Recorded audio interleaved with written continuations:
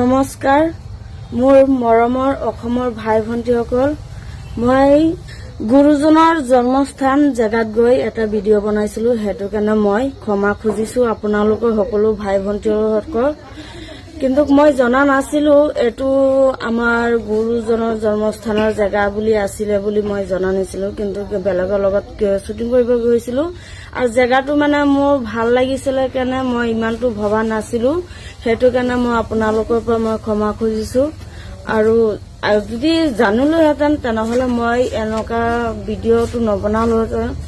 আৰু মই ইমানটো ভবাই নাছিলো যেটো ভিডিঅ' যে ইমানটো বেয়া হ'ব বা আপোনালোকৰ ইমান বেয়া পাব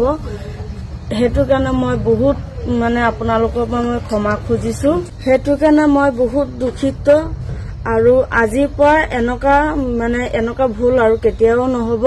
পাৰে যদি আপোনালোকে সকলোৱে মোক ক্ষমা কৰি দিব মোক সৰু ভন্টি বুলি ভাবি আৰু আপোনালোকৰ মনত ইমান দুখ হৈ যাব বা মনত ইমান বেয়া লাগিব হেতু মই জনা নাছিলো আগৰ যদি আগে মই জনাহেঁতেন তেনেহলে মই এই ধৰণৰ ভিডিঅ' কেতিয়াও নবনালোহেঁতেন মই বহুত মানে দুখিত এইটোৰ কাৰণে আপোনালোকে সকলোকে মই ক্ষমা খুজিছো আপোনালোকে মোক ক্ষমা কৰি দিব।